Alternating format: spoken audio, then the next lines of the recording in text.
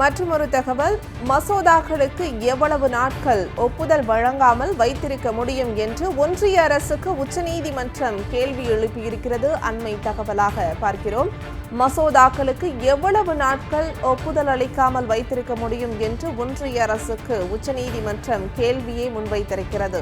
மசோதாக்களுக்கு ஒப்புதல் அளிப்பதற்கு ஒரு செயல்முறையை வகுக்க வேண்டும் என்று நீதிபதிகள் தெரிவித்திருக்கின்றனர். இது தொடர்பான மேலும் விவரங்களை தருவதற்காக எமது டெல்லி சிறப்பு செய்தியாளர் பால்முருகன் இணைப்பில் இருக்கிறார். வணக்கம் பால்முருகன், கூடுதல் விவரம். அதாவது ஆளுநர் மசோதாக்களுக்கு ஒப்புதல் வழங்குவதற்கு கால நிர்ணயம் செய்த உச்சநீதிமன்ற தீர்ப்புக்கு எதிராக குடியரசுத் தலைவர் மூலம் ஒன்றிய அரசு தாக்கல் செய்த மனு மீது இன்று 3வது நாளாக வாதங்கள் நடைபெற்று வருகின்றன. இன்றும் ஒன்றிய அரசு வாதங்கள் நடைபெறுகிறது. சொலிசிட்டர் ஜெனரல் துஷா மேத்தா வாதங்களை முன்வைத்து வருகிறார். அப்போது ஆளுநருக்கு மசோதாக்களை நிறுத்தி வைப்பதற்கு காலக்கெடு நிர்ணயிக்க தேவையில்லை என்கிற வாதங்களை அவர் முன்வைத்தார்.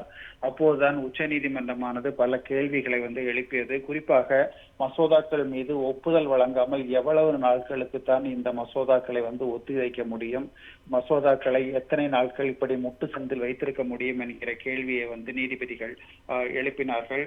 குறிப்பாக உச்சநீதிமன்றமானது ஒரு மசோதா ஆளுநருக்கு அனுப்பப்பட்டால் அந்த மசோதா மீது ஒரு முடிவு எடுப்பதற்கு ஒரு காலக்கெர்ணயம் வேண்டும் என்று வலியுறுத்தினார்கள். மசோதாக்களுக்கு ஒப்புதல் வழங்குவதற்கு ஒரு செயல்முறையை வகுக்க வேண்டும். அரசியல் சாசனத்தில் அப்படி கால வரம்பு இல்லை என்றால் அதற்கு ஒரு செயல்முறையை வகுக்க வேண்டும் என்று கருத்தை தற்போது நீதிபதிகள் கூறியிருக்கிறார்கள். மசோதா எப்படி செயல்பட பெறாமல் தொடர்ந்து இருக்க முடியும், எவ்வளவு நாட்களுக்கு முடிவில்லாமல் வைத்திருக்க முடியும் என்கிற கேள்வியையும் எழுப்பினார்கள்.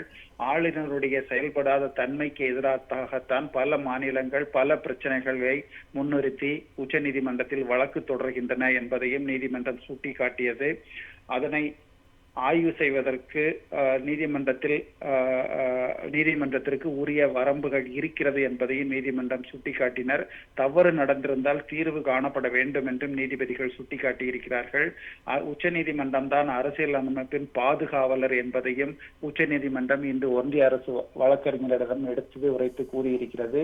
மொத்தத்தில் இந்த மசோதாக்களுக்கு ஆளுநர் நீண்ட காலமாக ஒப்புதல் வழங்காமல் வைத்திருப்பது எப்படி என்கிற கேள்வியை உச்சநீதிமன்றம் எழுப்பியிருக்கிறது.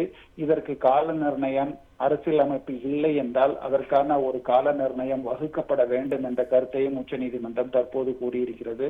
வாதங்கள் தொடர்ந்து நடைபெற்று வருகின்றன. விருந்தா, விரிவான தகவல்களை பகிர்ந்தமைக்கு நன்றி பால்முருகன்.